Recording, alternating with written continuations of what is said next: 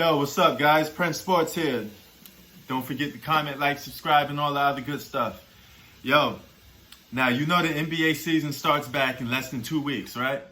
And out of 322 players, it's been reported only two players have been reported in Orlando while they were in the bubble with coronavirus.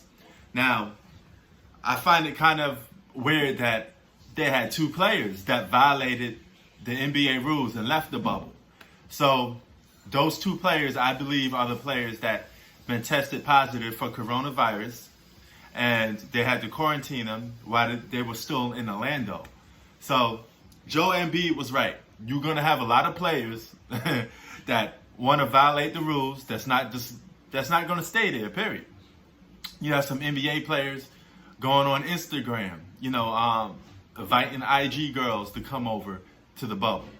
So you already have a lot of issues going down, and they only been in there for a couple of days now. So that goes to show you that dudes ain't gonna be able to sustain that level of being in the bubble that long, man. So with that being said, I don't know how this is gonna work out, man. They even have a hotline now that, guess who out of all people, Stephen A. Stitch. This is why I guess they call him a Stitch, is because he's condoning the hotline that you could pick up for the NBA players. They could call and stitch on another player and say the other player left the bubble. So they could go out and tell other people that, hey, this guy left the bubble, man, And I can only imagine that's going to lead to fights. That's going to lead to a lot of relationships, friendships being torn, because a couple of guys going to stitch. I don't know who's going to be the ones to do it, but somebody is going to take that cue and they're going to start stitching on their own best friend. So, yeah, man, this NBA season is looking to be really weird, man. From what I heard, all the main players are there except for Russell Westbrook.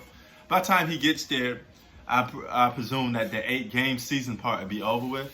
So hopefully he can make it for that, because without Westbrook on that Rockets team, they stand no chance to even win a championship. They're going to need Westbrook, period. He's one of your top two players, and they're going to need him to compete to win a championship. So we got to see how that turns out. But this season is going to have it's going to play a lot of key roles into free agency, because how guys lose and what situation that they lose under will result into trades being taking place.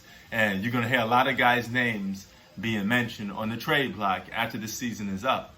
Now, I just posted up a quick picture of it, that the NBA season for 2021 is looking to start in March, okay? So that means guys will play from March probably to about like October, and the season will end there. So no matter how you look at it, the season is going to be off balance for a while until it could get back into shape. At some point, you're going to have to,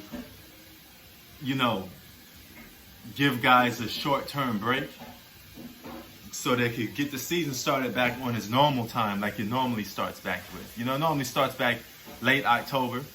That's when the season normally starts back at. So in order to continue that role, you're going to have at least one season when guys ended off real early, but their off season gets cut short, if that makes sense. So, these motherfuckers, they still out there, man.